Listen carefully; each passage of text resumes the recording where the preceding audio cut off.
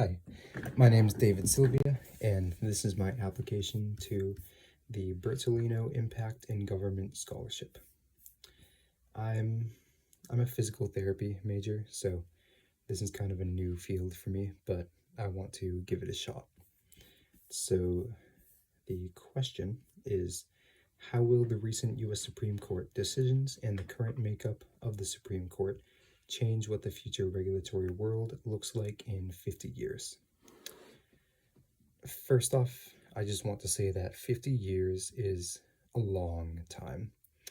Like, some decisions could be reversed, even many decisions could be reversed within 50 years, and the makeup of the Supreme Court could change drastically within 50 years, so it's kind of hard to answer this question, but I want to give it a shot. I'm going to be using this website called Justia US Supreme Court. It's a website that summarizes decisions, and I'm going to look at 3 recent Supreme Court decisions. Starting with this one called Cousisis versus the United States. I hope I said that right. It was decided on May 22nd of this year, so pretty recently. Very recently, rather. So this one states that Cousisis and Alpha Painting and Construction Company were awarded 2 contracts by the Pennsylvania DOT for painting projects in Philadelphia, and federal regulations required subcontracting a portion of the contract to a disadvantaged business enterprise. And what happened is that they did use a disadvantaged business, but they didn't use it for a commercially useful function, so they didn't use it enough, basically. So the government charged him with fraud and conspiracy to commit wire fraud based on the fraudulent inducement theory, and Cousisis defended himself by saying that the Penn DOT received the full economic benefit of its bargain, so the government couldn't prove that they schemed to fraud the DOT. But the Supreme Court ended up rejecting this, saying that, and where's the quote? A defendant who induces a victim to enter into a transaction under materially false pretenses may be convicted of federal fraud, even if the defendant did not seek to cause the victim economic loss. And I think the key takeaway from this is that it's going to be harder to find loopholes through federal regulations. So this essentially just strengthens the government's power over federal regulations, because Cousisis found a loophole by technically using a disadvantaged business, but not enough. And so he ended up losing this. The next one is the AARP versus Trump, and this was decided on May 16th of this year. So basically what happened is President Trump invoked the Alien Enemies Act to remove Venezuelan nationals identified with a terrorist organization, and they were going to be deported quite quickly, but they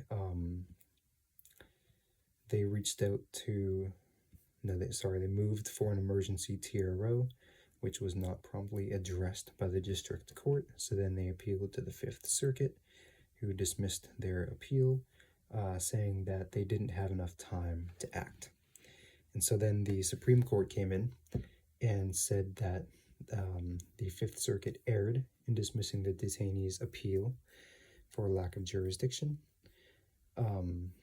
and held that their inaction had the practical effect of refusing an injunction, given the extreme urgency and high risk of irreparable harm faced by the detainees. So I think the key thing to take away from this is that it's going to be easier to seek a court case if you're in a very urgent and dangerous situation. The last case I'll cover is Barnes versus Felix, which was decided on May 15th of this year.